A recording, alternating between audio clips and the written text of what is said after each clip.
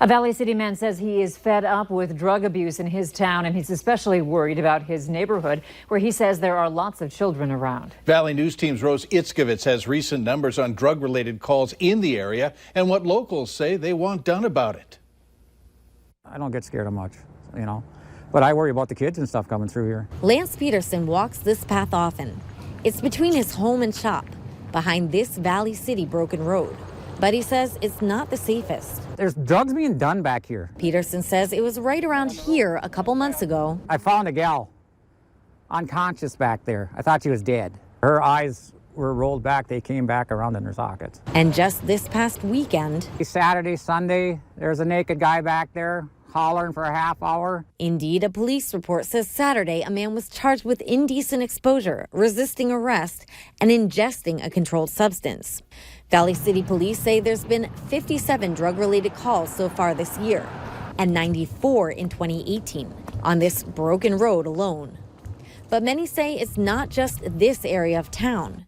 Peterson posted his concerns to Facebook Wednesday morning, and within hours, more than 70 comments, most echoing his distress. I just want the people to be aware of what's going on. That's the main reason why I posted it. Another concerned neighbor in the area tells me a couple years ago she started meetings to try to combat the drug issue in the area, but she says they never gained much traction. So what should be done about it? The police in town are doing what they can. It's not a police issue. Peterson saying he wants this area bulldozed. As for the larger issue, Public Health says it was granted $250,000 over 3 years, mainly for the opioid crisis. But they're working to put the money to use for any drug abuse. The Valley City mayor declined an interview, but tells me he does believe there's a serious issue with drugs in the area. And in fact, he's been very open with the community about his own recovery.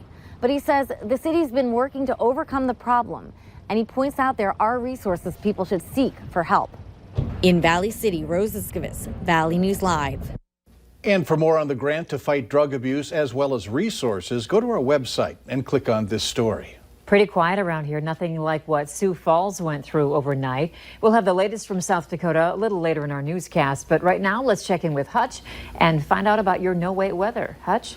Well, first and foremost, we do have a chance of some thunderstorms as we go through the evening. Here is a look at where we expect some strong ones. Along the South Dakota border, an isolated severe storm or two will be possible. And once again, Sioux Falls will be in the path of a few severe storms and isolated tornadoes in the area you saw shaded in yellow. Here's the latest on the radar. For us, it's just cloudy at this hour. We do have showers and thunderstorms not far from Sioux Falls. Those are drifting to the north and east, while lines of more robust storms are developing in the western Dakotas. So it means it'll be quite a bit of time before they work their way into our area. Between now and midnight, temperatures fall into the 50s here in the FM area. The wind picks up a little bit. We'll have some gusts upwards of 20 miles per hour. And we stay dry for most of the evening hours in Grand Forks as well. So the best chance of rain comes after midnight, and it looks like it could be heavy for some. I'll have hour-by-hour details on the track, timing, and amount of rain expected here in a moment. All right, sounds good. Thank you, Hutch.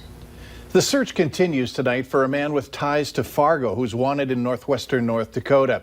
35-year-old Brandon Starnes took off after deputies tried to arrest him in the elementary school gymnasium in Crosby. There's an arrest warrant out for probation violation. He's not believed to be a threat, but does have an extensive criminal history. He is described as a Native American Polynesian male, 6 feet tall, approximately 190 pounds. He was last seen wearing a black sweatshirt, an orange t-shirt underneath, and a white baseball cap. A Crookston bishop is under investigation. The Archdiocese of St. Paul and Minneapolis Catholic Center are looking into allegations that Bishop Michael Hepner attempted to cover up cases of sexual misconduct. Anyone with information related to this investigation is asked to contact the Archdiocese of St. Paul and Minneapolis. A Pelican Rapids man is lucky to be alive after getting trapped in a grain bin. Otter Tail County authorities say the man was clearing a clog in the mixer, and when the clog was cleared, feed covered the man. Although he was trapped, enough grain drained out, uncovering his head, and in the end, he walked away without any injuries. Look for more on this story tonight on Valley News Live, 10 at 10.